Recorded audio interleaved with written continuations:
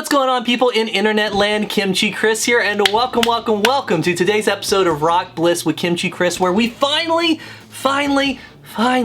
get to discuss one of my favorite bands, and that band is Union. And the reason we are discussing this underrated band today is because they are re-releasing both of their studio records on vinyl. Hallelujah, it's very exciting. They're putting out their self-titled record, Union, on vinyl. You probably can't see that too well because of the way the light is reflecting, but trust me, it's a great one, and you gotta check it out when it comes out. And they're also putting out the Blue Room on vinyl.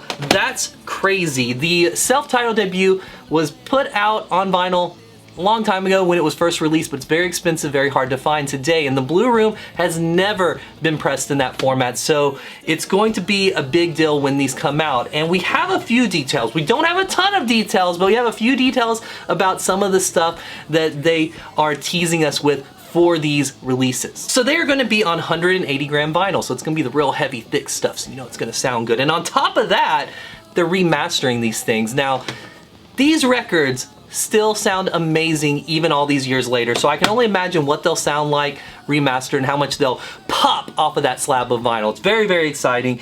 And on top of that, they will be released in multiple formats. There will be limited color vinyl and tons of extras, and those teases are the parts that are just super exciting, because these are the type of releases that they could have just put out basically any way and they're going to sell to the hardcore fans that want them. But it sounds like there's going to be quite a bit of energy and love put into these things, because even though Union was never quite as big as they deserved to be, their fan base was quite hardcore, and I'm here as a testament of that. And it really makes me wonder if we're going to get their other release, Live in the Galaxy, ever put out on vinyl. This was a live CD that was put out between the two releases.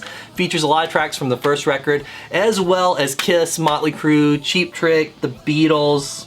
I think that pretty much covers it all, but it's a really good release as well, and it deserves the vinyl treatment just like the studio output does. But maybe that'll be one of the extras. They say tons of extras, and this has 13 tracks on it, so that would be a ton of extras for the first record at the very least. So that's very exciting. And the multiple formats part is intriguing as well. I assume that means they'll throw them on digital distribution through Spotify, Apple Music, what have you, but maybe we'll get a CD release as well, perhaps a cassette release. Bands are putting out cassettes again. I think they could put it out on everything, and that core fan base that's gonna buy these records would probably buy everything, so why not do it? And maybe we'll even get a re-release as one of the extras of the live DVD.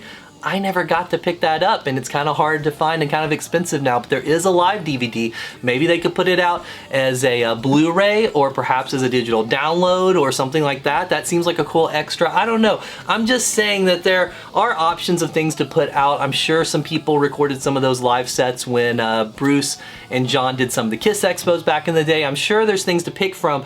So it's very exciting to wonder and speculate about what the extras will be on these releases. Now, there's no release date or even release window as of now, but I assume if they're releasing this, it means kinda soon, maybe within the year, maybe next year, I don't know. Vinyl is very slow to get pressed right now from what I hear, and it makes me think if they're announcing this, they're at least somewhere in that process, because it's backed up. The current state of the world has messed that up along with everything else, which shouldn't be a big surprise.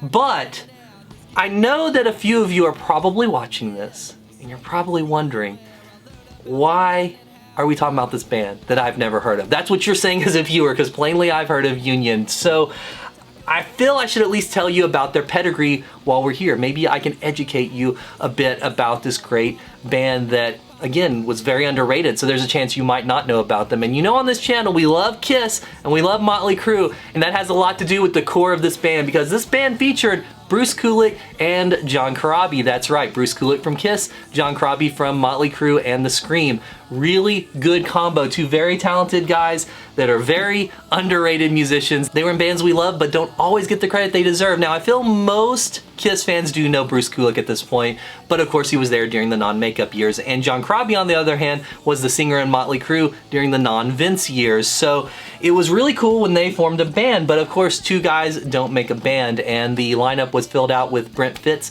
on drums and Jamie Hunting on bass. Now, those guys, while you might not recognize their names quite as much as the other two guys, they've been around and they've played with pretty much everybody, and I really do mean that. They've played with Alice Cooper, with Vince Neil, with Slash, with Eddie Money, all kinds of great artists. So this was a very, very talented band, and between these two records there were just so many good songs. The first one has, of course, Love, I Don't Need It Anymore. It has Old Man Wise. It has Let It Flow, Empty Soul, October, Morning Wind. What a great ballad, right up there with Robin's song, another great ballad if you like those, but a lot of the songs were more rockers and whatnot. And then second release, They Didn't Let Up. It was great as well. Do Your Own Thing, Dead, Everything's Alright. What a cool song. Who Do You Think You Are, Dear Friend. So many great songs on here, and to this day I always am a little bit sad that they didn't do a little bit more, but I think that it was a little bit interesting that they were a band that had a very new and modern rock sound, but they had